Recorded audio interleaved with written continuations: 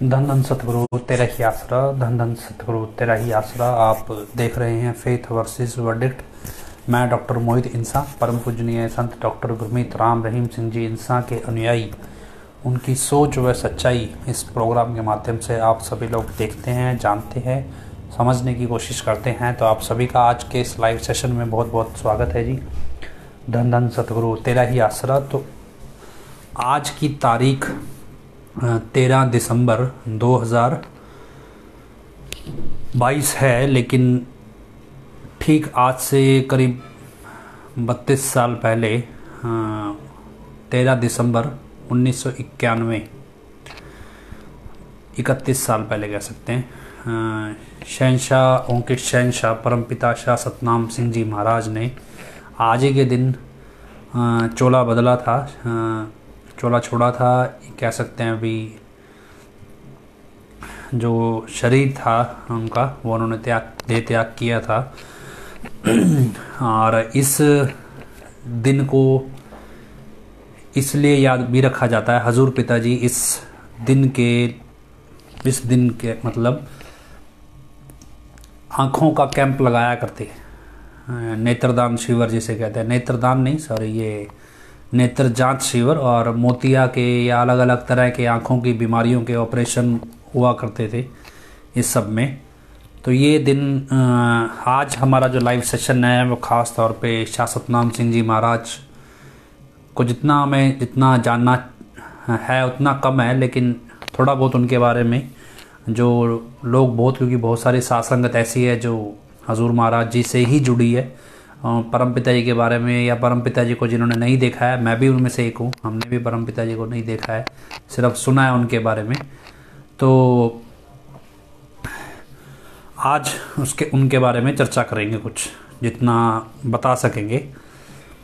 क्या है कि हमारा मसला जो फेथ वर्सेस वर्डिक्ट का वो यही है कि सच्चाई समझ में आए, इतिहास जो भी है वो हमें मौजूदा समय में प्रेरणा दे भी, इतिहास में क्या कुछ हुआ और आज हमें उसी परिस्थिति, अगर हमारी वैसी परिस्थिति हमारे सामने हो तो हमें क्या करना चाहिए।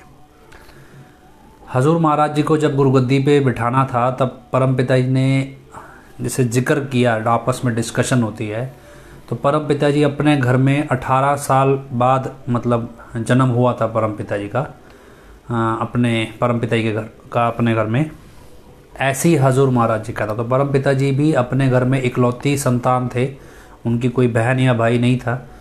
और ऐसे ही हजूर पिताजी भी 18 साल बाद जन्म लिया था हजूर पिताजी ने भी अपने घर में, वो भी इकलौती संतान हैं हजूर पिताजी भी अपने माता पिता के, उनके भी कोई बहन भाई सगा नहीं है। तो ये चीज़ जब डिस्कशन होती थी परम पिताजी और हजूर पिताजी को लेके, भी इकलौती संतान है, जाट जिमीदार परिवार से हैं, उसके बाद खेती बाड़ी मेन पेशा है, 18 साल बाद जन्मे हैं, दोनों के घरों में भक्ति भाव है, मतलब एक समानता काफ़ी हद तक हजूर पिताजी और परम पिताजी में जन्म से ही रही है। और ये चीज़ पिताजी भी, हजूर पिताजी बताया करते हैं भी, बिल्कुल इस तरह से डिस्कशन होता था। अब हम आध्यात्मिक जीवन जब देखते हैं तो परम पिताजी ने 1960 में डेरा सच्चा सौदा की बागडोर संभाली थी, और 1987-88 में जो 6 नंबर कैसेट आया परम पिताजी की, 1988 में शायद वो हुई है, तो उसमें परम पिताजी जिक्र करते हैं भी, आप वो 6 नंबर कैसेट यूट्यूब पे भी पड़ी है, फिर भी हम आपको उसका ऑडियो डाल देंगे, लिंक डाल देंगे, जिसके पास हो वो ऑडियो का लिंक वो चाहे कमेंट्स में डाल भी दें। तो क्या कि 27 साल बाद परम पिताजी वो कैसेट रिकॉर्ड हो रही है, उसमें बोल रहे हैं भी मस्ताना जी महाराज ने चोला छोड़ा, उसके बाद परम पिताजी ने 3 साल तक नाम नहीं दिया। बोले भी परम पिताजी ने इसका बताया भी, हुक्म था ऊपर से भी नहीं देना नाम तो नहीं देना, जैसे मालिक का हुक्म होता है इस हिसाब से परम पिताजी इसके बारे में बोलते हैं। इसके अलावा परम पिताजी ने एक और जिक्र भी किया भी, जैसे कहते हैं भी कोई किसी के घर में मौत हो जाए या किसी औरत का आदमी मर जाए तो 13 दिन वो शोक करती है, 13 दिन आप 13वीं कह देते हैं भी, 13 दिन शोक करती है, दुख मनाती है। लेकिन मस्ताना जी के समय में मस्ताना जी ने जैसे ही चोला छोड़ा तो उसी दिन शाम को परमपिता जी के खिलाफ षड्यंत्र शुरू हो गए। और शाम को ही बेगू गांव के पटवारी के पास गए और उसके बाद 13 मुकदमे परमपिता जी पर डाले गए और बहुत सारे डेरों पे कब्जा हो गया। 28वें साल में परमपिता जी जो ये कैसेट में बोल रहे हैं तो उसमें ये बात बोल रहे हैं भी 27 साल हो गए हमें, 28वां चल पड़ा और अभी भी डेरे के अंदर उन लोगों की पूरी दखल अंदाजी है। पूरी दखल अंदाजी किन की है वो आप समझदार हैं। इसके अलावा परमपिता जी ने बोला भी 27 साल हमने बहुत भजन लिखे, बहुत कुछ लिखा, लेकिन किसी के समझ नहीं आया। भी रिजल्ट क्या निकला? ज़ीरो। भी मस्ताना जी ने बिठाया, कोई ऐसे नहीं बिठाया ये सब चीज़ें। तो और ये सारा जिक्र करते हुए लास्ट में बोल रहे हैं भी ज़ीरो है। उसके बाद परमपिता जी ये जिक्र भी कर रहे हैं भी जैसे कबीरदास जी आए तो ऐसे ही बहुत सारे लोग जो नकली कबीरदास बन के आ गए और वो कबीरदास जी को ही बोल रहा है भी तेरा ही नारा लगाएंगे, तेरा ही नाम देंगे, और लेकिन हम काल की तरफ लगाएंगे। मैं तुम दयाल की तरफ लगाने आए हो, हम काल की तरफ लगाएंगे। तो परमपिता जी ने वचन किए भी आज भी वही 40 कबीरों वाली कहानी हुई पड़ी है। वो थोड़ा प्योर पंजाबी में है, एडिटिंग करके डालना पड़ेगा हिंदी में। तो भी 40 कबीरों वाली कहानी मतलब आज भी ऐसे बहुत से लोग हैं जो नकली गुरु बने हुए हैं। और ये चीज़ हमने महसूस की इन दिनों, कुछ दिनों हमने जो भी इधर उधर जाना हुआ तो महसूस की, तो उसका जिक्र भी आपको आगे बताएंगे भी क्या कुछ है, भी कैसे ये चीज़ देखी। इस सब के बाद परमपिता जी मतलब एक अजीब सा, जिसे कहते हैं ना, अभी दुखी हैं उस कैसेट में। और लास्ट में बिल्कुल कोई व्यक्ति शायद माफ़ी मांगने आया हुआ है। तो इस तरह परमपिता जी ने बताया उसमें कैसेट में कि गुलदाना खिला के या खिलाना पिलाना, चाय पिला के, सब कुछ पिला के भी साथ संगत को तोड़ रहे हैं जो लोग भी, वो तो नरकों में जाएंगे और साथ संगत उनके पीछे लग रही है तो वो भी। मतलब अगर हम कहने का भाव मेरा ये भी, अगर परमपिता जी की जीवन को हजूर पिता जी अपने जीवन में जो समानताएं दिखती है तो आध्यात्मिक जीवन भी कुछ ऐसा ही दिखता है। 27 साल हजूर पिताजी ने भी नाम का खुल के प्रचार किया और 27 साल बाद यही सिचुएशन हजूर पिताजी के सामने भी आई। हजूर जैसे परम पिताजी ने 27 साल बाद वो 40 कबीरों का हवाला दिया, वही चीज़ आज हुई पड़ी है। हजूर पिताजी के समय में भी नकली बन बैठे हुए हैं और वैसा ही नारा लगाते हैं, वैसा ही नाम देते हैं। अब तो भेष भी वैसा ही धर लिया है। मतलब कहना कि जो समानता परम पिताजी और हजूर पिताजी में हम जन्म से ही देखते हैं वो समानता उनके आध्यात्मिक जीवन में भी है। ऐसा परम पिताजी भी ये बात अक्सर कहते थे भी हजूर पिताजी को भी ऐसा एक भी शिष्य उन्हें नहीं मिला पूरी ज़िंदगी में, जितना उन्होंने 30 साल 31 साल डेरा में दिए, भी ऐसा एक भी शिष्य उनको नहीं मिला मतलब जो हजूर पिताजी जैसा हो। भी ऐसा एक भी शिष्य मतलब हजूर पिताजी उनके सबसे प्रिय शिष्य कह लो या सबसे बेहतरीन शिष्य, जितने भी शिष्य बनाए परम पिताजी ने। तो ये वचन परम पिताजी के हजूर पिताजी भी सुनाया करते हैं। इसके अलावा कुछ परम पिताजी के समय के कुछ लोग थे, उनसे हमारी जो बातचीत हुई, उनमें से एक बुजुर्ग अंकल है, उन्होंने बताया कि परम पिताजी हजूर पिताजी को एक बार कहते हैं, और वो कहते हैं मैं वहीं खड़ा था और कहते भी सोटी रखते थे परम पिताजी, अपनी हाइट से ज़्यादा लंबी सोटी आपने देखा हो। तो परम पिताजी हजूर पिताजी को बोलते भी ये सोटी हमने रखी तो हुई है लेकिन हम इसका सहारा नहीं लेते थे चलते हुए। मतलब जो सोटी परम पिताजी रखते थे, कहते हैं इसका सहारा कभी नहीं लेते थे चलते हुए, बस रखी हुई थी एक तरह से। लेकिन साथ ही वचन करते हैं भी हजूर पिताजी को भी तू चाहे तो इसका इस्तेमाल कर सकता है इस सोटी का। अब वो इस्तेमाल क्या होता है वो आप समझदार हैं। एक तो ये बात उन्होंने बताई। दूसरे उन्होंने बताई कि परम पिताजी ने हजूर पिताजी से कहा भी जो प्रबंधक है, जैसे आप किसी जानवर को खाना खिलाते ना, ऐसे हाथ कर देते हैं आगे, लो भी आ जाओ जो खा लो, तो ऐसे कहते भी इशारा करके बताते भी प्रबंधक जो हैं डेरे के, उन्होंने हमारे को ऐसे उंगली दिखा के हमारे को चलाना चाहा भी, हमने नज़रअंदाज किया भी। परम पिताजी कहने लगे भी इस तरह से हमारे को चलाते थे और हम नज़रअंदाज करते थे। भी इस चीज़ को, लेकिन अब ऐसा नहीं होगा भी, अब नहीं ऐसा होगा भी। अब हजूर पिताजी को कहते हैं भी अब अपने हिसाब से चलना है, प्रबंधकों के हिसाब से नहीं। तो ये दो बातें उन्होंने बताई, हालांकि और बहुत सारी चीज़ें बताई, लेकिन जैसे जैसे याद आएंगी बताएंगे। ये सारी चीज़ें परम पिताजी के समय में जो भी हुई घटनाएं, और बहुत से लोग ऐसे जो समय में बताते हैं, लेकिन एक चीज़ समझ में आएगी, परम पिताजी जिस तरह का शिष्य चाहते थे वैसा शिष्य उन्हें मिले नहीं, और हजूर पिताजी के रूप में ही मिले सिर्फ। और हजूर पिताजी को उन्होंने बिठाया, और उसके बाद परम पिताजी और हजूर पिताजी में कोई भेद नहीं है। हम क्या है कि जब अरदास करते हैं लोग, कैसे कह सकते हैं भी, प्रार्थना करते हैं, तो वो अलग अलग गुरुओं का नाम लेके प्रार्थना करते हैं भी, फलाना गुरु हमारे को ये बख्शे, फलाना गुरु हमारे को ये बख्शे, ऐसे अलग अलग गुरुओं के बख्शते हैं। लेकिन रूहानियत में एक सबसे भिन्न था परम पिताजी का ये वचन भी, हम थे, हम हैं, हम ही रहेंगे। मतलब क्या है कि जब डेरा सच्चा सौदा में कोई सत्संगी अरदास करता है तो वह ऐसे नहीं करता भी मस्ताना जी महाराज मेरे को ये बख्शो जी, परम पिताजी से अलग अरदास करे, हजूर पिताजी से अलग करे। मस्ताना जी महाराज ने वचन किए 1960 में भी हम 7 साल बाद दोबारा आएंगे, तो परम पिता हजूर पिताजी के रूप में भी आए।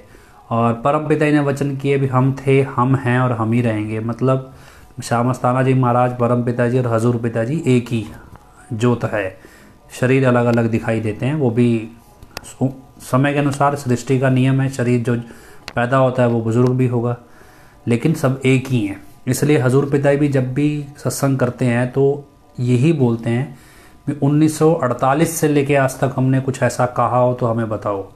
वो कभी 1990 नहीं बोलते थे हजूर पिताजी, 1948 से ही हर एक बात का दावा करते थे। तो ये चीज़ भी रूहानियत में जो डेरा सच्चा सौदा में सबसे अलग है, इसलिए डेरा में ऐसा नहीं होता। लेकिन अब इन दिनों हम ऐसी एक दुनिया जो डेरे के अंदर ही एक अलग दुनिया बसी हुई है, वो कुछ अलग तरह से चलती है। वो ये सबको अलग अलग मान के चलती है भी। मस्ताना जी महाराज अलग है, परम पिताजी अलग है और हजूर पिताजी अलग है। ये बिल्कुल अलग अलग है। और ये तो लोग एक बंदा कल्पना करता है एक अलग है, लेकिन एक चीज़ एविडेंट दिखाई देती है वो अलग है। ऐसी एक डेरे में हमारा जाना हुआ, उस डेरे के बारे में एक चर्चा चलती है कि भाई वहाँ पे बैठ के अगर 5 मिनट सुमरण करोगे तो 50 साल के सुमरण के बराबर है। और ये शाह मस्ताना जी महाराज ने वचन किए थे। अब लोग स्पेशल वहाँ जाते हैं। मतलब क्या है, जैसे आप पिताजी कहते हैं ना पाखंड क्या है भी, आपको कोई बोले कि भाई ऐसा है भी भगवान से प्रार्थना करो, और आपको बोले भी यही प्रार्थना 5000 किलोमीटर दूर जाके दूसरे मतलब मंदिर में जाके करो, या मस्जिद गुरुद्वारा गिरजाघर कहीं भी करो, तो क्या है भाई पाखंड है भी। जो भगवान ने यहाँ भी सुनना है वहाँ भी सुनना है, भगवान तो हर जगह है।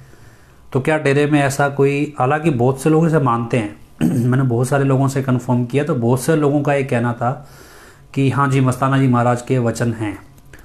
तो हम इसीलिए गए थे भी, जरा देख के आए भी क्या मानसिकता है वहाँ पे इस चीज़ की।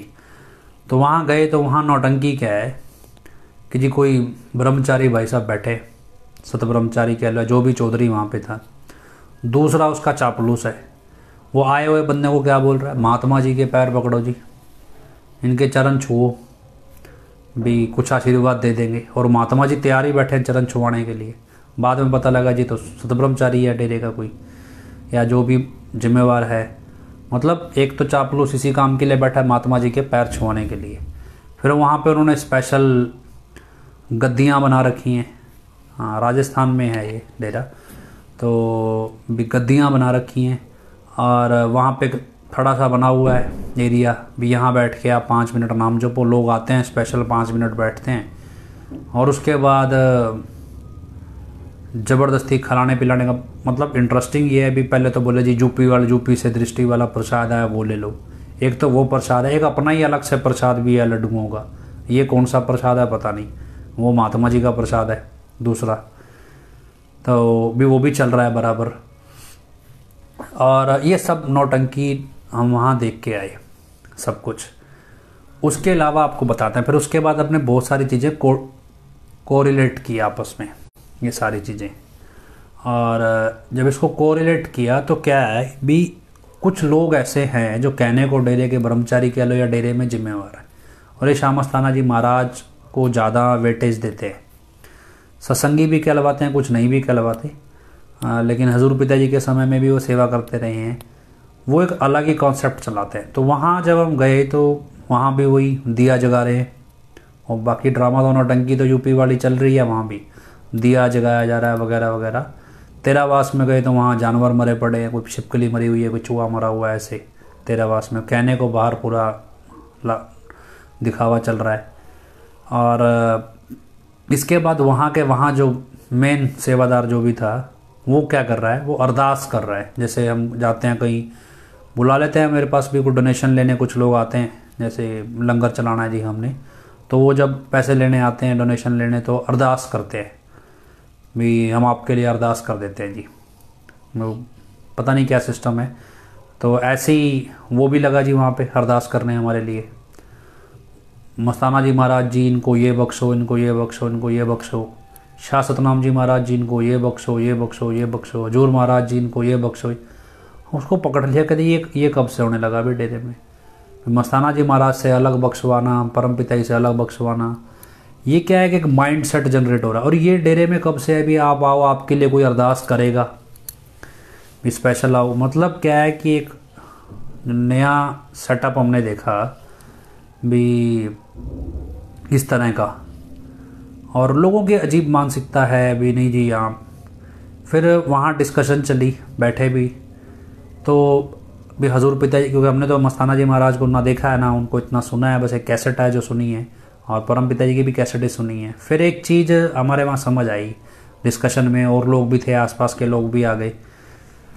तो डिस्कशन में एक चीज़ निकली भी, हजूर पिताजी अक्सर बोलते हैं भी इस कलयुग में इस समय जो सिमरण करते हो भी, पहले ज़माने में सैकड़ों साल की भक्ति के बाद भी जो फल मिलता था वो आज कुछ समय की भक्ति में मिल जाता है।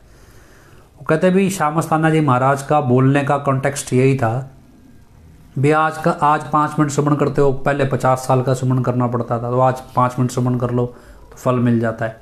तो इसको एक आडंबर में बदल लिया जी। इस डेरे को लेकर ये वचन है भी यहाँ 5 मिनट क्योंकि वो उस दौरान वहाँ सत्संग करते होंगे, मैं यहाँ 5 मिनट सुमन करो तो 50 साल के सुमन के बराबर है।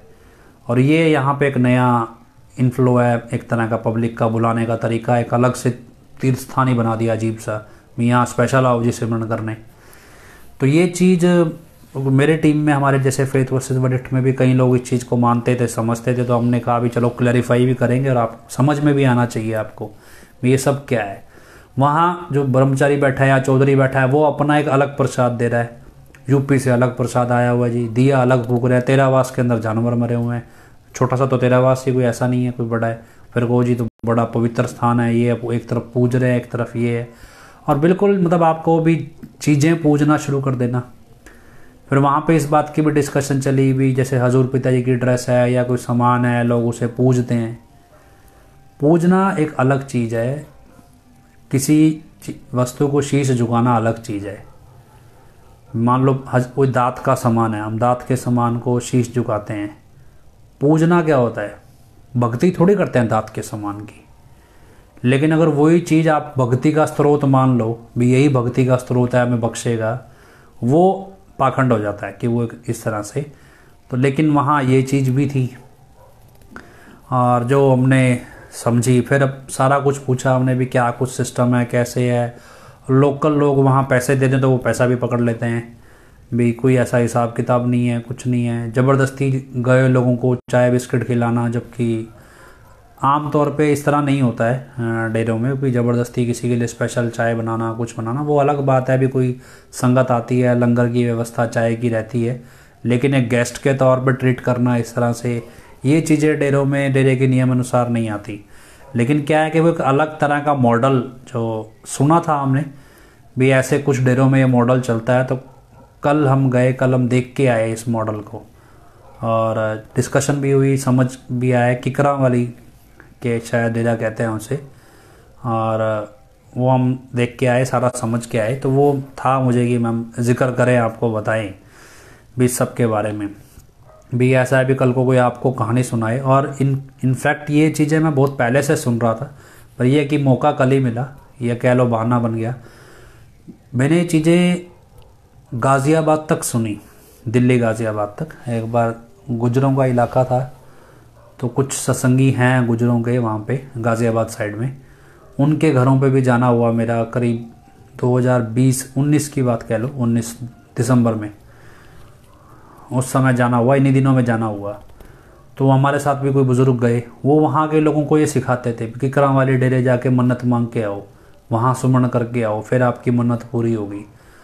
वो भी अपना अलग प्रसाद देते थे, कहने को वो भी डेरे में मतलब सेवादार था बड़ा, जो भी कह लो। ये चीज़ें वहाँ भी अपने सत्संगियों में नोटिस की, और लोग स्पेशल दूर दूर से आते भी हैं वहाँ पे, ऐसा नहीं कि नहीं आते। जो हमने पता करवाया है वहाँ पे, जैसे भी पता किया, भी स्पेशल लोग आते हैं वहाँ इस तरह से 5 मिनट सुमन करने। भाई 10 कर लो, फिर इसका मतलब तो वहाँ रहने वाला बंदा तो बैठते सार सचखंड पहुँच जाएगा। भी वो 1 घंटा 2 घंटा कर ले, उसके बाद तो उसे रह ही नहीं गई कसर कोई। 5 मिनट में 50 साल 60 साल मिल जाएगा, तो 1 घंटे में कितना होगा। तो जो बंदा वहाँ रह रहा है, तो पिताजी यही तो बोलते थे भी अगर आप सोचो भी एक डुबकी मारने से पाप धुल जाएंगे, तो जो गंगा के किनारे रह रहा है वो तो सबसे पवित्र आदमी, सुबह से शाम तक पाप करे, शाम को डुबकी मार ले। तो वो चीज़ ही बना रहे हैं एक तरह से। अब ये भी नौटंकी चल रही है, कल को आपको पता नहीं कितना कोई जानकारी है या नहीं है, लेकिन आपको बता रहे हैं। अब क्या है, इधर एक नया कॉन्सेप्ट है कि पाखंड हर किसी भी रूप में आए, लेकिन पता चल जाता है। मान लो अभी दिया जगाने की नौटंकी जो चल रही है, अभी क्या है कि डेरे में एक तो घी मांगना शुरू कर दिया, अभी तेल ला के दो, घी ला के दो, और एक दिया एक दिन में 1 किलो घी या तेल पी जाता है जलने में, इतना बड़ा दिया लगा है। फिर उसके नज़दीक नहीं जाने देते किसी को, बोले भी इसको माथा टेको, इस दिए को। भी अब लोग वहाँ पे उस दिए को ही माथा टेक रहे हैं, भी बड़ा दिया ऐसा क्या है, तो दिए को माथा टेकना शुरू कर दिया।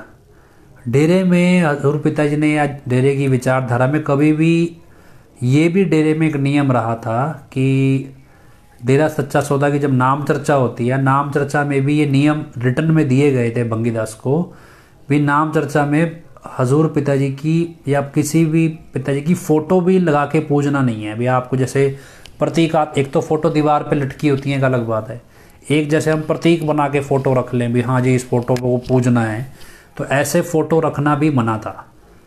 क्योंकि डेरे के नियम अनुसार नाम जपना और नाम जपाना ही डेरे का मकसद है। नाम यहाँ जपा जाता है और जपवाया जाता है, यही चीज़ डेरे का नियम था, और नाम जपना ही सब कुछ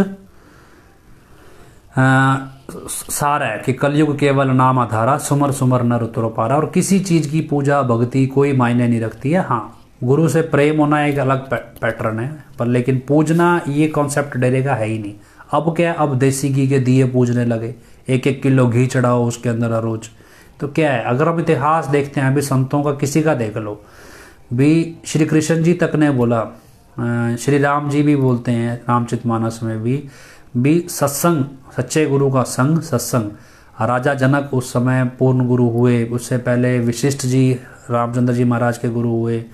राजा जनक सुखदेव मुनि के, जो महर्षि वेद व्यास के बेटा थे सुखदेव मुनि, उनके गुरु हुए उस समय, वो भी पूर्ण गुरु रहे। मतलब कि कोई भी युग हो, उसमें हर जगह राम नाम का ही सबसे ज़्यादा सर्वश्रेष्ठ माना गया। तो वही चीज़ अब आप आज समझो भी उसी चीज़ को, कि आज भी दिया पूजना या दिए के आगे माथा टेकना ये सब पाखंड है। और ये उस समय संतों ने पहले भी हर जगह लिखा, जो भी अवतारी पुरुष हुए। और अब आज आपको समझ में आए भी कैसे रीत कुरीत में बदल जाती है, और कैसे एक अच्छे काम के लिए की गई चीज़ पाखंड बनती है।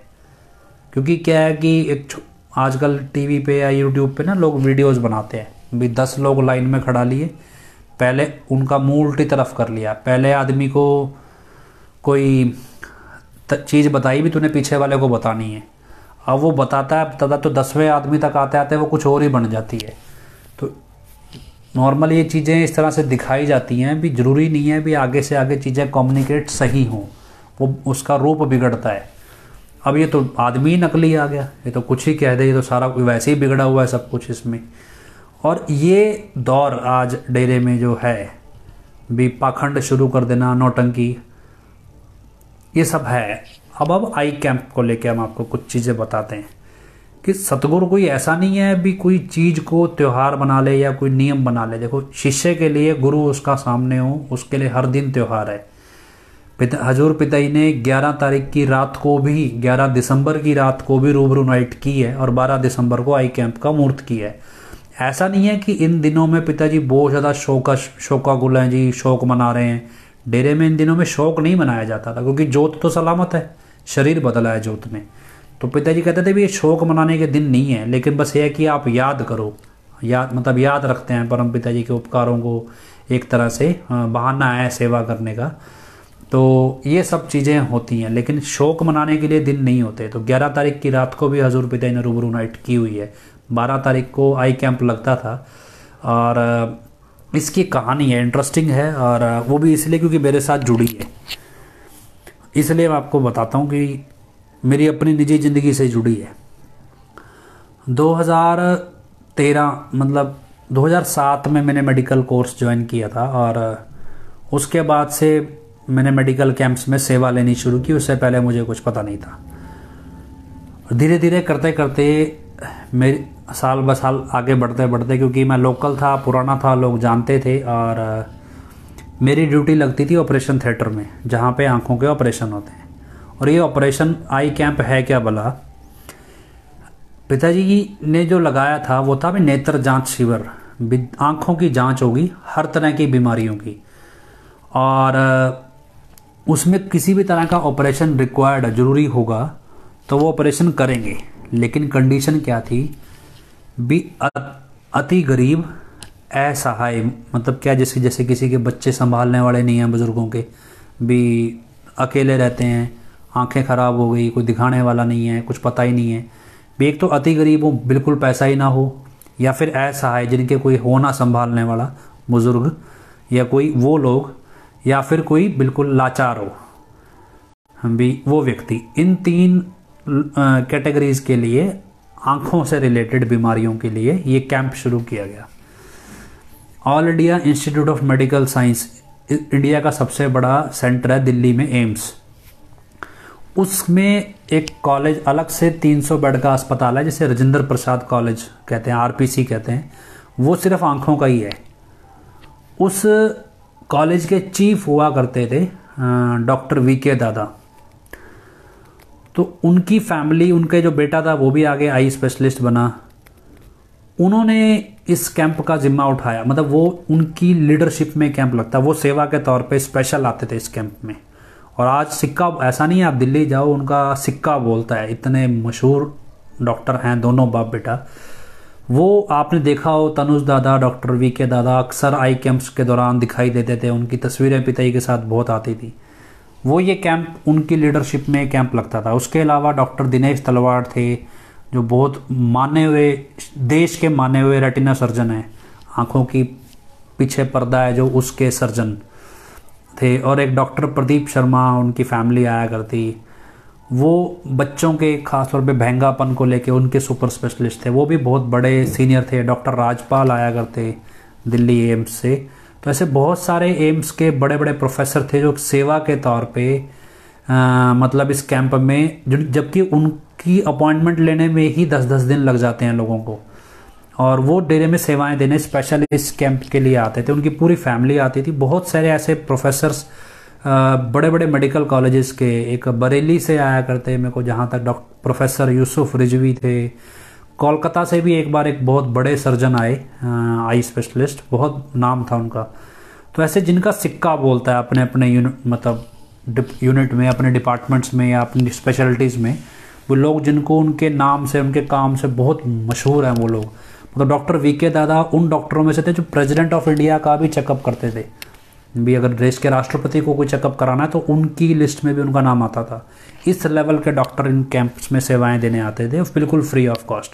3 दिन, 4 दिन, 5 दिन, 7 दिन रुकते, दिन रात सेवा करते। तो ऐसे करते करते मेरी ड्यूटी भी ऑपरेशन थिएटर तक लग गई, ऑपरेशन थिएटर में।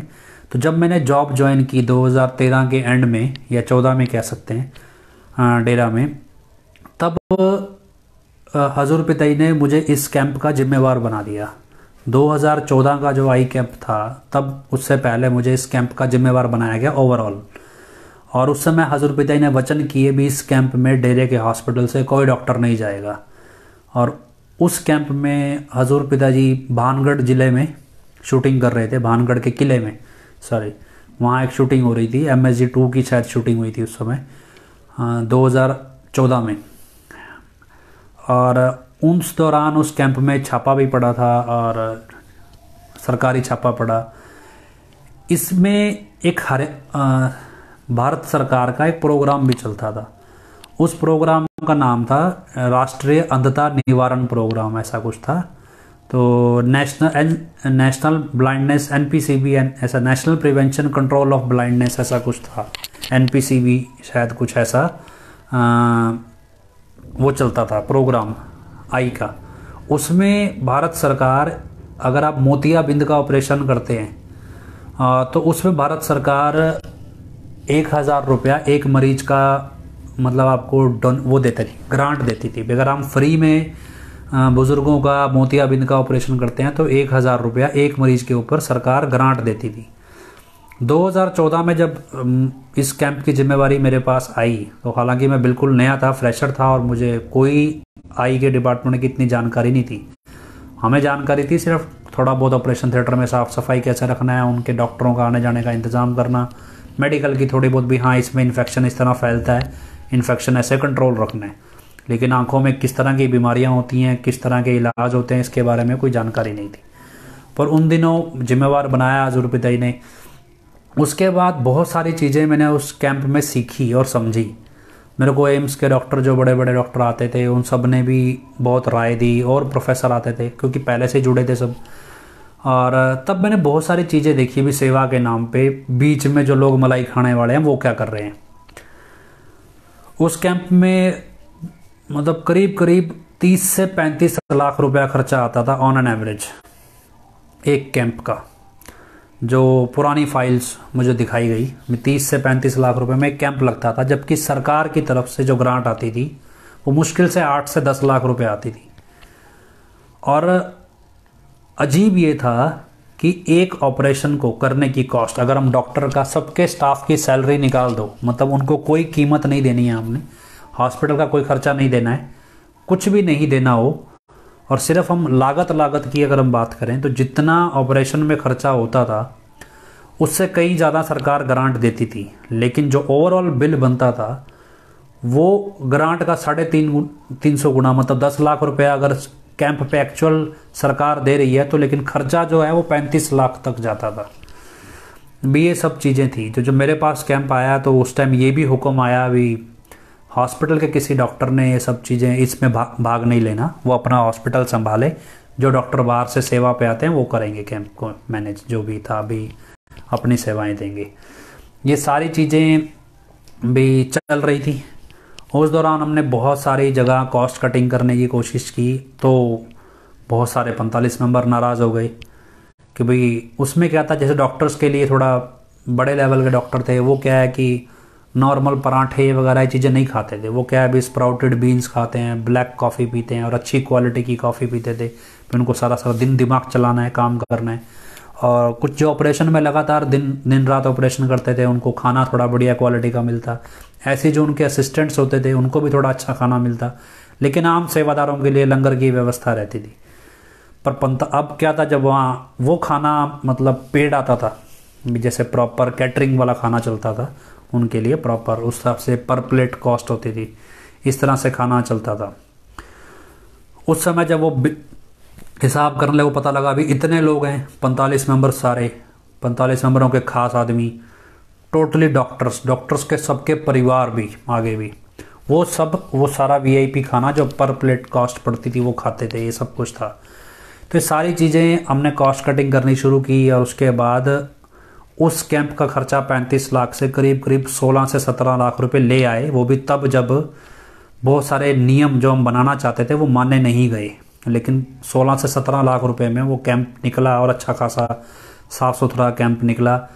हजूर पिताजी भानगढ़ किले में शूटिंग कर रहे थे, बावजूद इसके हजूर पिताजी ने ऑनलाइन वीडियो कॉन्फ्रेंस के जरिए ऑपरेशन थिएटर भी देखे, मतलब जो भी चला प्रोग्राम ऑपरेशन थिएटर भी, और दूसरी तरफ ये आई कैंप में जो मरीज आते थे उनके बारे में सारी जानकारी वीडियो कॉन्फ्रेंस के जरिए ऑनलाइन और बाकायदा हर 1 घंटे बाद हजूर पिताई तक जानकारी पहुंचाई जाती थी कि कितने मरीज हैं, कैसे चल रहा है। क्योंकि उस समय क्या था, एक न्यूज़ आई थी भी गुरदासपुर में एक कैंप लगा, उसमें कई लोगों की रोशनी चली गई।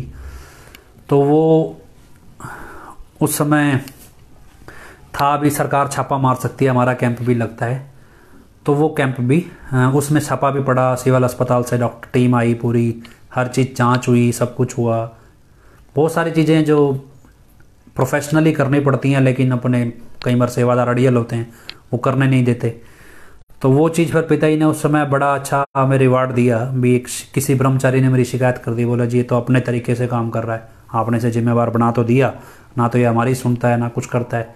क्योंकि मेरे पास था बजट, और उस बजट के हिसाब से हमें था भी जहाँ सेवादार, जैसे टेक्निकल सेवादार की ज़रूरत नहीं है, वहाँ हम ऐसा सेवादार ना रखें जिससे हमारे को खाने का कॉस्ट भी बचे, और जो सरकार से हमें ग्रांट मिलती है वो मिले, लेकिन ऐसा ना हो भी साथ संगत का पैसा फजूल खर्च हो।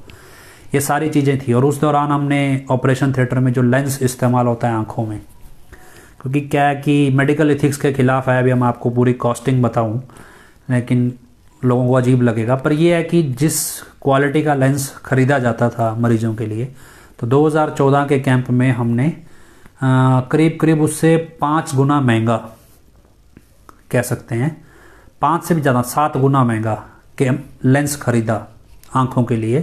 क्योंकि जो एम्स के डॉक्टर थे वो रिकमेंड करते थे भी बढ़िया लेंस ख़रीदा जाए, लेकिन अपने जो यहाँ के डॉक्टर थे वो बहुत घटिया क्वालिटी का लेंस इस्तेमाल करते थे। तो करीब करीब 7 गुना महंगा लेंस ख़रीदा गया। बावजूद इसके हमारा कैंप आधे खर्चे में ख़त्म हो गया, 17 लाख में, 16-17 लाख में, तब जब सर्जरी की कॉस्ट करीब करीब दुगनी हो गई। जिस खर्चे में सर्जरी होती थी उससे दुगने खर्चे में सर्जरी की हमने उस कैंप में। और पिताजी ने जब सारी इंस्पेक्शन में हमें क्लीन चिट मिली, तो पिताजी के पास जब भी खबर पहुंचाई भी, पिताजी भी ऐसे ऐसे छापा पड़ा अपने, और बहुत तारीफ़ की है सरकारी अफसरों ने भी, बहुत बढ़िया कैंप लगाया। तो पिताजी ने वचन फरमाया हमें, कहते बेटा इसी तरह, ऐसे वचन फरमाया भी इसी तरह काम करना है, डेरे का ख्याल रखना है, सेवा करनी है, कोई भी ऐसा काम नहीं करना भी कोई उंगली उठा दे भी, ऐसा कहीं कमी नहीं होनी चाहिए भी कोई उंगली उठा दे। और इस तरह का काम था। कई बार क्या होता है, सेवादार भी कुछ कॉस्ट कटिंग करने की सोचते हैं जहाँ ज़रूरत नहीं होती। जैसे सफाई वाले सेवादार थे वो फ़िनाइल कम डालते थे, लेकिन क्या मेडिकल में क्या होता है, फ़िनाइल खुला डाला जाता है, अभी खुशबू उठनी चाहिए फ़िनाइल की, ऐसे सब कुछ। तो बहुत अच्छा वो कैंप निकला हमारा, ऑन सारा स्क्रीन्स पे चलता था सब कुछ। उसके बाद 2015 का जब कैंप आना था, अक्टूबर में तैयारियां शुरू होती, तो तैयारियां शुरू हो गई थी, और ऑब्वियसली उस बार भी जिम्मेवार मेरे को ही बनाया गया था। तो जब तैयारियां शुरू हो रही थी तो उस दौरान अक्टूबर के एंड में मेरे को जॉब से निकाल दिया गया, और कैंप बीच में लटक गया, जॉब से निकाल दिया गया। तो अब जब फिर मुझे बोला गया भी आपने किसी भी तरह की सेवा में पार्टिसिपेट नहीं करना। तो दिसंबर में कैंप आ गया, और वही 12 तारीख आ गई। तो मेरे मन में जैसे ना भावना होती है, मेरे मन में बात आ गई भी जिस कैंप का मैं जिम्मेवार था या कहूँ प्रबंधक था, भी आज उस कैंप में मेरी एंट्री भी अलाउड नहीं है। मेरे मन में ये बात आ गई कि क्या करें भी, मतलब एक अफसोस होता है भी यार भी क्या ऐसा क्या गुनाह किया हमने भी, उस कैंप में हमारी एंट्री अलाउड नहीं है। पिताजी डेरे में ही मौजूद थे, सिरसा डेरे में दरबार में ही शूटिंग चलने की तैयारी होती, सुबह शूटिंग शुरू होनी थी। तो कैंप के मुहूर्त का समय आया, जबकि हम बड़े शौक से तैयारी करते थे हर साल। पिताजी कैंप, कई बार तो पिताजी कैंप के मुहूर्त पे आए, डॉक्टर ही नहीं थे, मैं 3-4 डॉक्टर थे, मैं भी था उसमें, अकेले ही होते थे हम। जैसे 11 तारीख की रूबरू नाइट की, सुबह 5:30 बजे 6 बजे ख़त्म की, और 8:30-9 बजे पिताजी मुहूर्त करने आ गए, बाकी सभी सोए हुए थे। हम जैसे लोग वहाँ कुर्सियाँ जो सजावट कर रहे होते थे, भी पिताजी आएंगे और पिताजी आ जाते, मतलब ऐसा भी दौर था। तो अब वो सारी यादें समेटे हुए थे। तो 2015 में मेरे को लगा भी हम तो जा नहीं सकते भी, क्या करें। पिताजी ने क्या किया, कैंप में आने से मना कर दिया उस दिन। 2015 में आप देखेंगे तो पिताजी ने क्या किया, कहते भी हमारे पास टाइम नहीं है, काम करो, नारा लगा के मुहूर्त कर लो। अब मुझे एक चीज़ याद आई कि 2014 में पिताजी थे नहीं, तो भी पिताजी ने वीडियो कॉन्फ्रेंस के ज़रिए हर चीज़ देखी। हर चीज़ एक एक घंटे बाद पूछी जाती थी, मेरे पास फ़ोन आता था वहाँ से, विपासना बहन को सारी चीज़ें डिटेल दी जाती हुई, एक एक घंटे बाद भी पिताजी पूछ लेते भी क्या चल रहा है कैंप में, हर घंटे बाद। और इसी तरह जब 2015 में पिताजी बोले हमारे पास टाइम नहीं है, नारा लगा के मुहूर्त कर लो, तो जब ये चीज़ बोल दी तो मुझे लगा भी चीज़ अजीब है, भी चलो फिर भी मुझे ये एहसास नहीं हुआ, अभी पिताजी बिज़ी होंगे, कोई बड़ी बात नहीं है, नारा लगा के मुहूर्त कर लेंगे, बाद में चक्कर मार लेंगे। जैसे ही नारा लगा के कैंप का मुहूर्त हो गया, उसके जस्ट बाद पिताजी ने बोला भी मजलिस रख लो, मजलिस लगाएंगे। तब मुझे इस बात का यकीन हो गया भी ये कैंप में पिताजी क्यों नहीं आए। पिताजी के पास टाइम भी था, पिताजी ने मजलिस में स्टेज पे भी आना था। जैसे ही कैंप का मुहूर्त हुआ, उसके जस्ट बाद पिताजी ने मजलिस अनाउंस करवा दी और आधे घंटे बाद पिताजी स्टेज पे आके बैठ गए, लेकिन कैंप का मुहूर्त करने नहीं गए पिताजी। मुझे इस चीज़ का एहसास हो गया भी मेरी वजह से पिताजी नहीं आए कैंप में, और ये चीज़ मतलब मेरे को पर्सनली महसूस हुई। उसके बाद 2000 मतलब ये आज 13 तारीख जैसे होती थी, तो 13 तारीख को ऑपरेशन शुरू होते थे। 12 तारीख को सिर्फ चेकअप होता था, 13 तारीख को ऑपरेशन सुबह सुबह पिताजी ऑपरेशन थिएटर आते थे। तो पिछले 2-3 साल से, जब से मतलब आखिरी मेरा टाइम जब भी रहा, तो 2-3 साल से मेरी ड्यूटी ऑपरेशन थिएटर में होती थी। तो मैं आगे आगे चलता था बताने के लिए, और एक डॉक्टर और होते थे यूपी से, मेरठ से, वो भी होते थे, वो सीनियर थे मुझसे काफ़ी, तो वो पिताजी के बिल्कुल साथ चलते थे। तो मैं आगे चलता था चीज़ें और बताने के लिए भी कहाँ क्या चीज़ है, वो पिताजी को असिस्ट करते थे। तो ऐसा भी दौर आया जब ऑपरेशन थिएटर में मतलब इतनी नज़दीकी भी पाई हमने, भी पिताजी बिल्कुल 1 इंच के फासले पे खड़े हैं। एक पेशेंट है टेबल पे पड़ा है, उसका इंजेक्शन सुन का असर ख़त्म हो गया, उसको दर्द होने लगा, पिताजी उस मरीज को सांत्वना दे रहे हैं, मैं भी वहीं खड़ा हूँ। तो मतलब ये दौर हमने बड़ा करीब से देखा। अब 2000 मेरे मन में ये आ गया उस समय कैंप में, जब हजूर पिताजी कैंप के मुहूर्त पे नहीं आए, तब मुझे लगा भी शायद पिताजी इसलिए नहीं आए। तो 12 तारीख को पिताजी ने वचन किए मजलिस में कि अभी ये महायज्ञ है, इसमें अपनी आहुति डालो, सेवा में भी आहुति डालो, ऐसे भी सबको सेवा करनी चाहिए इसमें। तो मुझे लगा ठीक है, मैनेजमेंट ने निकाला तो खुली सेवा से कौन रोक देगा। पर मुझे इस चीज़ का बराबर एहसास था भी पिताजी नहीं आए कैंप में, हो सकता है मेरी वजह से नहीं आए। तो मुझे तो पिताजी ने तो नहीं हटाया, अभी एडम ब्लॉक ने हटाया, तो मुझे अपनी सेवा पे रहना चाहिए। तो मैं 13 तारीख को हॉस्पिटल के मेन गेट पे खड़ा हो गया जाके कि भी पिताजी ने हॉस्पिटल आना है। और नए हॉस्पिटल में पिताजी ने पहली बार आना था आई कैंप के ऑपरेशन थिएटर्स में। आमतौर पे क्या होता था, पिताजी जब ऑपरेशन थिएटर में आते तो पहला ऑपरेशन डॉक्टर आदित्य की ओपीडी में ऑपरेशन थिएटर में जाते थे। एक ऑपरेशन करीब 5 से 7 मिनट तक चलता है मोतिया का, करीब वैसे तो 1.5 मिनट में भी ख़त्म हो जाता है करने वाले सर्जन, लेकिन एवरेज लेके चलते हैं 5 से 7 मिनट लगते हैं, ज़्यादा से ज़्यादा 10 मिनट। तो पहला ऑपरेशन पिताजी पूरा देखते थे वहाँ खड़े हो गए। उसके बाद हर एक जितने भी डॉक्टर और बाकी ऑपरेशन करते उन सबके पास जाते थे एक एक करके। कई बार ऐसा भी हुआ पिताजी जो पहला कट सर्जन पहले मरीज पे लगा था तो अपने हाथ से डॉक्टर के हाथ को छूते भी थे, भी टच करते थे भी ऑपरेशन की शुरुआत करते समय, पहला ऑपरेशन जब होता। तो ऐसे ही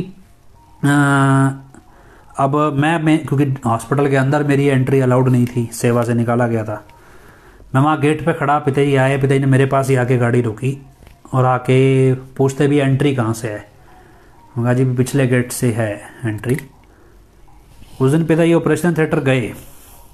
ऑपरेशन थिएटर ऐसा नहीं होता सिर्फ एक हॉल होता है, ऑपरेशन थिएटर एक पूरा सेटअप होता है जिसमें गैलरी होती है, आगे चेंज रूम होता है, उसके बाद 2 लेयर के बाद ऑपरेशन थिएटर का हॉल आता है भी, ताकि इन्फेक्शन अंदर तक ना आ जाए। ऐसा नहीं है कि घुसते सार ऑपरेशन थिएटर आ जाएगा। तो जिनके छोटे मोटे ऑपरेशन हुए हैं ऑपरेशन थिएटर में उनको पता भी होगा ये चीज़ें। तो अब नया हॉस्पिटल था, 5 से 6 ऑपरेशन थिएटर बनाए गए थे और बीच में गैलरी होती है, एक जगह इंस्ट्रूमेंट साफ़ होते हैं, एक जगह कपड़े बदले जाते हैं, तो ऐसे बीच में स्पेस होता है। उस दिन पिताजी किसी सर्जन के पास नहीं गए, किसी भी सर्जन के पास। इवन पिताजी 6 ऑपरेशन थिएटर में जहाँ हर एक सर्जन के हाथ को टच करके आते थे और एक ऑपरेशन पूरा देखते थे। उस दिन पिताजी ऑपरेशन थिएटर में ही दाखिल नहीं हुए, सिर्फ गैलरी में गए और वापस। मतलब हॉस्पिटल जो नया है उसके मेन गेट पे मैं खड़ा था, घड़ी देख के 60 सेकंड के से पहले पहले पिताजी ऑपरेशन थिएटर में जाके वापस भी आ गए। अब मतलब क्या, मुझे लगा भी पिताजी शायद मेरे को एहसास करा रहे हैं इस चीज़ का कि भी जब सेवादारों की जहाँ कदर नहीं है वहाँ पिताजी भी किसी को कदर नहीं देते। और ये चीज़ मैंने महसूस की वहाँ पे। उसके बाद पिताजी अक्सर जब ऑपरेशन होते मजलिस में आते तो जितने मरीजों के ऑपरेशन हो जाते थे उन मरीजों से भी मिलते थे। कई बार तो पिताजी बेड के पास ही राउंड लगाते, आपने वीडियोस फोटोज़ देखे होंगे, हर एक बेड के पास पिताजी जाते। फिर धीरे धीरे मरीज ज़्यादा होने लगे तो पिताजी मरीज इकट्ठे कर लिया करते एक जगह, तो पिताजी मरीज ऑपरेशन जिनके हो जाते हैं उनसे मिलते, जो सेवादार जाना चाहते थे उनसे भी मिलते थे, ऑपरेशन थिएटर के डॉक्टरों ने जाना है उनसे भी मिलते थे। उस कैंप पे पिताजी ना मरीजों से मिले, किसी भी डॉक्टर से नहीं मिले। 18 तारीख के दिन पिताजी ने बोला भी ठीक है, एक्टिविटी हॉल में पिताजी ने आना था, वहाँ मरीजों को इकट्ठा किया गया और एक बस सिर्फ आशीर्वाद दे के चले गए। मतलब कोई खास वेटेज नहीं दिया पिताजी ने 2015 के कैंप में। 2016 8 या 9 जनवरी होगी 2016 में भारत सरकार या हरियाणा सरकार ने एक नोटिफिकेशन जारी किया कि हरियाणा के अंदर अब राष्ट्रीय अंधता निवारण प्रोग्राम के तहत आप आई कैंप नहीं लगा सकते, तो उसे बंद कर दिया गया 2016 के जनवरी में। 17 में फिर 16 में जो कैंप लगा वो खाना पूर्ति थी। वो अब जो कैंप लगते हैं 2016 से, ये सब एक प्राइवेट सेटअप है जिसमें सरकार का कोई रोल नहीं है। इसमें सिर्फ और सिर्फ क्योंकि अब इसमें सारा खर्चा पल्ले से करना है, सरकार से रिफंड नहीं होगा और एडम ब्लॉक को भी पता है, तो फालतू अब क्या होता है सिर्फ हॉस्पिटल को अपनी पब्लिसिटी करनी है तो उतने दायरे में ही वो काम करते हैं, बहुत लिमिटेड ऑपरेशन करते हैं। पहले क्या होता था कि ऑपरेशन 1000 होते थे लेकिन लेंस 5-5 हज़ार मंगवा लिए जाते थे, और बाद में वो पड़े लेंस भी जो कैंप के खाते में आते थे वो भी पेड सर्जरीज में चलते थे कई बार, लेकिन कई बार फ्री कैंप्स भी लगते थे पर वो लेंस की क्वालिटी बहुत डाउन होती थी। ये सारी चीज़ें थी। और 2016 में जब सरकार ने बैन कर दिए कैंप्स, तो और हरियाणा में सबसे बड़ा सेटअप कैंप का अपना डेरे में ही होता था, तो सबसे ज़्यादा ग्रांट डेरे को ही आती थी, इतने बड़ा कैंप कोई लगाता ही नहीं था। उसके बाद ये कैंप दिखावा रह गया, लेकिन उसके बाद पिताजी ने 2014 में ही नए तरह के कैंप की प्लानिंग कर ली थी। नई तरह का कैंप हम बना रहे थे एक, और उसको लेके भी मेरी ड्यूटी लगी थी, बहुत तैयारी भी की, लेकिन ऑब्वियसली वो उतना पहुंच नहीं पाए वहाँ तक, एग्जीक्यूट हुआ ही नहीं। और यकीन मानिए अगर वो एग्जीक्यूट हुआ होता, कि टेक्निकली मैं इतना समझा नहीं पाऊँगा, अभी लंबा प्रोसेस है, अगर वो कैंप जो पिताजी ने प्लान किया था, तो अगर वो कैंप लगने शुरू होते तो जो कोरोना की बीमारी आई इसमें ऐसा बहुत बड़ा नेटवर्क, मतलब कह सकते हैं रिसर्च हमारे पास ऑलरेडी होती, जो इस कोरोना की बीमारी से बहुत जल्दी निपट जाते हैं हम, बहुत जल्दी। लेकिन क्या है कि अब समझदार आदमी बहुत ज़्यादा थे वहाँ पे। मैं इस सारे कहानी को सुनाने का मकसद क्या है भी, क्या है कि गुरु को कोई नहीं बांध सकता, कोई उसको चला नहीं सकता अपने हिसाब से, और कोई उसके लिए कोई ऐसा नहीं भी कोई चीज़ इम्पॉर्टेंट है कोई अनइम्पॉर्टेंट है, उसको सिर्फ एक ही चीज़ पसंद है, वो है भावना। जैसी जिसकी भावना वैसा ही फल। शिष्य के लिए गुरु युग पलट देता है। अब वो ये नहीं है कि उसके लिए वो बाकी सबकी सिचुएशन मैनेज करेगा, उसको शिष्य को ज़रूरत है वो पलट देगा, उसकी मर्जी है, वो इस हद तक भी चला जाता है। अगर मेरे जिस तरह मेरा सोचना है भी, अगर पिताजी ने इतना बड़ा कैंप लगता था, सरकार ने बैन कर दिया, डेरा चाहता तो खुलवा भी लेता, कोई बड़ी बात नहीं थी 10 लाख रुपए सरकार को देना, सरकार ने बैन कर दिया। पिताजी 2014 से ही नई तरह के कैंप्स की प्लानिंग करने लग गए थे। मैं जिस आदमी के पास कोई एक्सपीरियंस नहीं था उसको पिताजी ने जिम्मेवार भी बनाया, और अगर हमारे साथ ज़्यादती करी, मेरे साथ कह लो या औरों के साथ भी, जिनके साथ भी ज़्यादती करी, उस समय मेरा एक दोस्त था हॉस्पिटल का मैनेजर, उसको भी निकाल दिया था बदनाम करके। वो हालांकि वो सत्संगी नहीं था लेकिन बहुत सिंसियर और बहुत इंटेलिजेंट मैनेजर था, उसने बहुत साथ दिया मेरा, जबकि मेरी उसकी बनती नहीं थी पर उसने बहुत साथ दिया मेरा। और बाद में उसको भी निकाल दिया क्योंकि इनको अपना पालतू आदमी रखना था वहाँ पे उसकी पोस्ट पे। पिताजी ने वो मैनेजर अपॉइंट किया था और आज वो एशिया के सबसे बड़े हॉस्पिटल का मैनेजर है। इंटरेस्टिंग ये है, एशिया के सबसे बड़े अस्पताल का एडमिनिस्ट्रेटर है, मैनेजर छोड़ो एडमिनिस्ट्रेटर है। तो वो व्यक्ति, सोचो पिताजी कितने टैलेंटेड लोगों को लेकर आए थे और आज वो टैलेंट कहाँ कहाँ दिखा रहे हैं। और वो भी तब है उनको मतलब वो इंस्टीट्यूशन बोलते हैं भी आपको तो जाने ही नहीं देंगे। उसने नौकरी छोड़ी भी, दोबारा उन्होंने रख लिया, अभी नहीं आपको तो रखेंगे ही रखेंगे। इस लेवल के लोग पिताजी संगत के लिए ला रहे थे। ये सारी चीज़ें सुनाने का मकसद क्या है, अभी पिताजी किसी के बांधे हुए नहीं है, सोचें भी 4 दिए जगवा लेंगे, ये नौटंकी जो यूपी में हम अपनी मर्जी से जो कहलवा लेंगे। उनकी मर्जी हो, उन्होंने चलना है तो एक आदमी के लिए वो अपनी दशकों से चल रही रीत को भी बदल देते हैं। वो अपने गुरु की याद में कैंप लगाते थे। हजूर पिताजी इसलिए शामिल होते थे कि परम पिताजी की याद में ये कैंप लगता है। और सिर्फ एक शिष्य के लिए भी जान इन्होंने ज्यादती करी। और उसके बाद ऐसा नहीं है अभी हमने अपना नियम छोड़ा। 3 दिन में ज़्यादा 13, 14, 15 तारीख को ज़्यादा काम होता था कैंप में। तो 3 दिन कैंप संगत रुकती थी ज़्यादातर और 3 दिन के बाद प्रसाद मिलता था जाने वालों को। तो ऐसे 3 दिन मैं भी वहाँ पे रुका, जो मेरे से बन पड़ा मैंने किया। और ऊपर के काम तो अलाउड नहीं थे, क्लास 4 वाले काम ही कर रहे थे। 15 तारीख थी, शाम का समय था, मेरे को था भी चलो आज 3 दिन पूरे होंगे, प्रसाद लेके आओ, घर चले जाएंगे। पिताजी ने कहा था महायज्ञ आहुति डालो, हमने अपना नियम निभाया, कोई निभाए ना निभाए। तो जब प्रसाद देने का समय आया तो एडम ब्लॉक से ऑर्डर आया भी आप यहाँ पे खड़े नहीं हो सकते, आप कैंप में सेवा ही नहीं कर सकते, आपको निकाला जाता है। मैं बोला 3 दिन हो गए, प्रसाद तो दे दो, अपना जा रहे। बोला प्रसाद भी नहीं मिलेगा। तो उन्होंने को प्रसाद देने से ही मना कर दिया। फिर तब मुझे भी समझ आया भी क्यों पिताजी ने किसी डॉक्टरों से नहीं मिले। पिताजी किसी डॉक्टर को जाते हुए प्रसाद पिताजी ने अपने सामने नहीं दिया। क्यों पिताजी ने 19 तारीख को 18 तारीख को जाके सिर्फ मरीजों को फॉर्मल तौर पे प्रसाद बांटा, जबकि जो डॉक्टर पहले हर डॉक्टर हर दिन मिलते थे पिताजी से, जो भी बड़े डॉक्टर आते थे कैंप्स में वो हर दिन मिलते थे पिताजी से शाम को और पूरी फीडबैक देते थे। उस दिन पिताजी किसी से नहीं मिले। तो जो पिताजी इतना सब कुछ कर सकते हैं, करते हैं, वो इन जैसों के दबाव में आ जाएंगे, इन जैसों की नौटंकी ये सब कुछ करेंगे। और कोई चीज़ मायने नहीं रखती सतगुरु के लिए। उसका शिष्य उसे जिस तरह चाहता है वो उसके लिए सब कुछ पलट देगा, किसी भी रूप में हो। तो ये चीज़ें आपको आज के दिन इसलिए क्योंकि ये सारी चीज़ें हमारे साथ तो जुड़ी हैं। और मुझे लगता है मैंने टाइम ज़्यादा ले लिया, नहीं तो बहन वीरपाल कौर को लेते आज, तो कल परसों फिर देखते हैं, फिर ले लेंगे। 1 घंटा निकल गया अपना लगभग। तो परम पिताजी कैसे थे कैसे नहीं थे, मेरे साथ बहुत सारे लोग मेरे संपर्क में आए, परम पिताजी के अलग से गुणगान करते हैं, हजूर पिताजी को नीचा दिखाने की कोशिश करते हैं। देखो क्या है कि इतिहास, आध्यात्मिक इतिहास ये कहता है भी शिष्य सिर्फ अपने गुरु को देखता है, वो अपने गुरु के गुरु को भी नहीं देखता। परम पिताजी ने वचन किए थे भी जो हजूर पिताजी से प्यार करेगा वो हमसे प्यार करेगा। ये नहीं कहा था भी जो हमसे प्यार करेगा वो हजूर पिताजी से प्यार करेगा। हमें नहीं पता परम पिताजी कैसे थे। परम पिताजी ने, कई बार लोग सोचते हैं नहीं जी परम पिताजी के समय तो ये वचन थे, आपको तो मालूम नहीं है, आप तो उस समय थे ही नहीं भी, आपको क्या पता परम पिताजी ने क्या वचन किए थे। भी हम थे, हमारा सीधा सा मानना है भी हमें नहीं पता परम पिताजी कैसे थे कैसे नहीं थे, उन्होंने क्या वचन किए क्या नहीं किए। हम परम पिताजी को जानते हैं सिर्फ और सिर्फ हजूर पिताजी की वजह से। उनका व्यक्तित्व कैसा था ये हम हजूर पिताजी से जानते हैं, हमें इसके अलावा में कुछ नहीं पता है।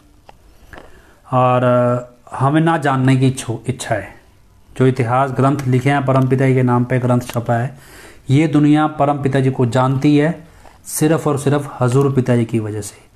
हमने आज तक अब देरे के अंदर ऐसा कोई शिष्य नहीं देखा, इंक्लूडिंग परम पिताजी के परिवार तक से, जिन्होंने परम पिताजी का प्रचार किया हो या परम पिताजी के व्यक्तित्व का प्रचार किया हो।